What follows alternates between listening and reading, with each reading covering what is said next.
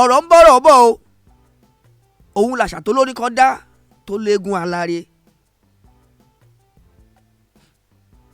ọ̀rọ̀ ò tí ì dé ọ̀rọ̀ ṣẹ̀ ń bọ̀ ni. kí lóhun tó fẹ́ mú ọ̀rọ̀ yìí wá? òun ní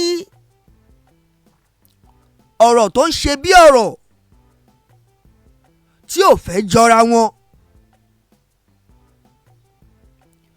léyìí tó ní ṣe pẹ̀lú bàbá Akíntóyè àtolóyè Ìgbòho tá a ṣàlàyé fún yín lákọ̀ọ́kọ́ wípé wọ́n kọ lẹ́tà ṣọwọ́ sí ààrẹ Bọ́lá Ahmed Tinubu lórí ìyọ̀ǹda ilẹ̀ Yorùbá nation.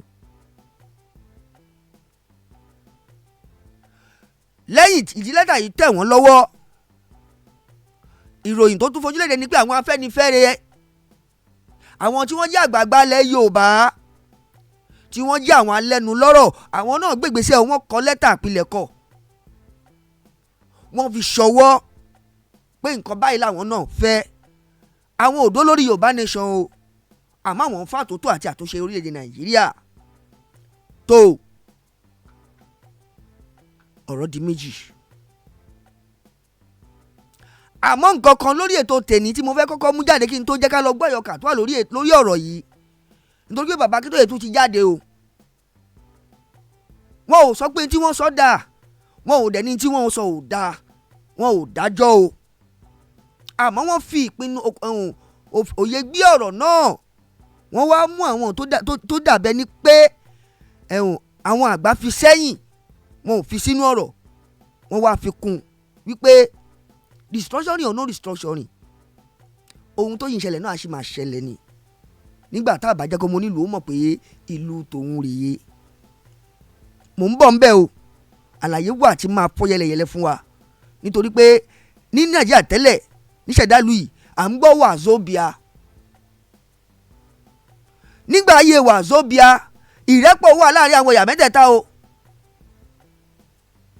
Yorùbá máa ṣètò, a máa gbé ìran Yíbò wá sórí ètò ẹ̀.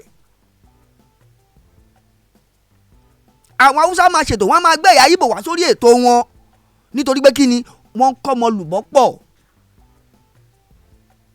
wàzóbíà. àmọ́ láyé ìsìn tá à ń gbọ́ ní Oòduà, Àrẹwà àti Biafra, léyìí tó ń túmọ̀ sí pé kálukú ti mọ ìran ẹ̀ níran, ti mọ ẹ̀yà wọn lẹ́yà, kálukú ti mọ ibi tó ti wá.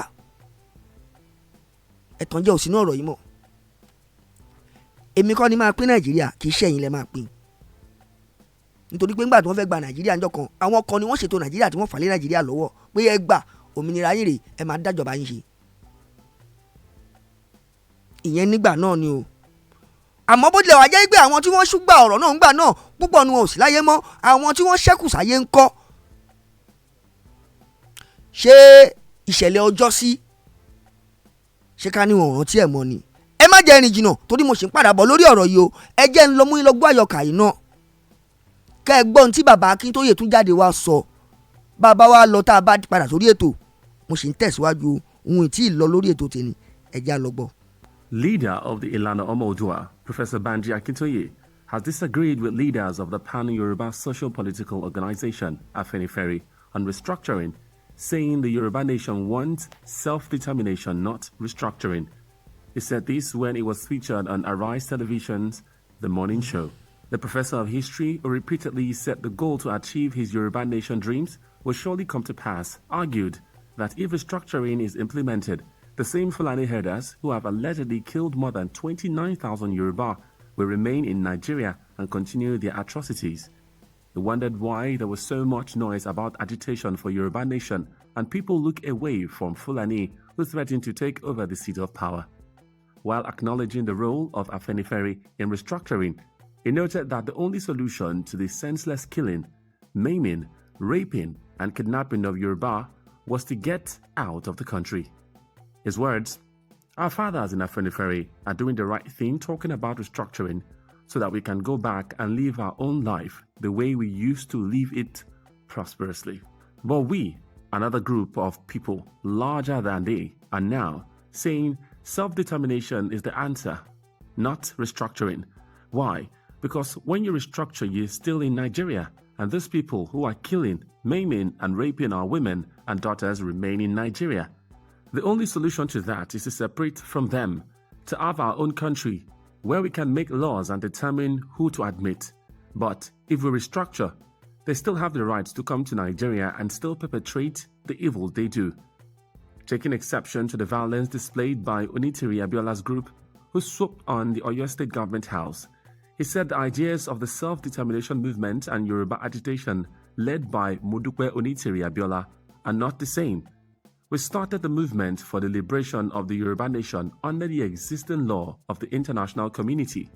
People don't seem to recognize the rights of indigenous people, that there is a law that every nation that permits any nation that wants to separate from a nation they belong to now to do so.